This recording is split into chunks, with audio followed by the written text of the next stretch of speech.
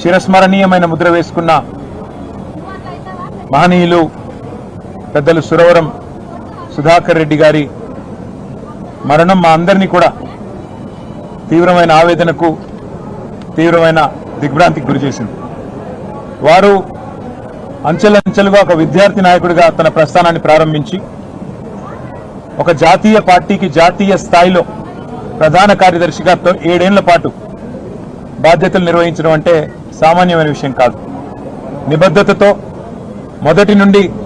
ప్రజల పట్ల ఒక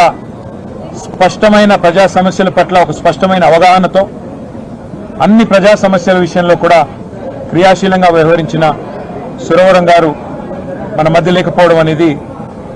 ప్రజా ఉద్యమాల్లో పనిచేసిన ప్రతి ఒక్కరికి కూడా తీరని లోటు. ముఖ్యంగా తెలంగాణ ఉద్యమానికి సంబంధించిన మాట మాట్లాడాల్సి వస్తే ఆనాడు కమ్యూనిస్ట్ పార్టీ ఆఫ్ ఇండియా ముందుకు వచ్చి పెద్దలు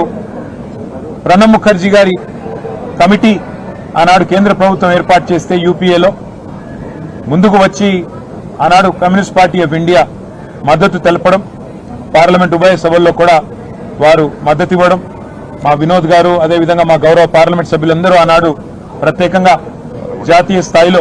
సురవరం సుధాకర్ రెడ్డి గారు కూడా ఆనాడు మాతో కలిసి నడిచినవారు. ఆ రోజు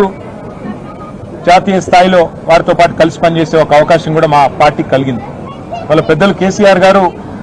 వారితో ఉన్న తన అనుభవాలను కూడా గుర్తు చేసుకుంటూ వారి తరఫున అదేవిధంగా మా పార్టీ తరఫున కూడా మరి కమ్యూనిస్ట్ పార్టీ ఆఫ్ ఇండియాకి అట్లాగే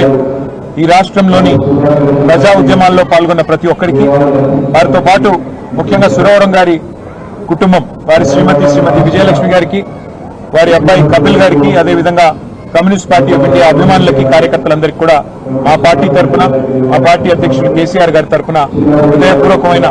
వినమ్రమైన నివాళులు అర్పిస్తూ వారి లేని లోటు పూడ్చలేనిది, వారి కుటుంబానికి ఈ సందర్భంగా మనోధైర్యంతో నిబ్బరంతో ముందుకు పోవాలని మనస్ఫూర్తిగా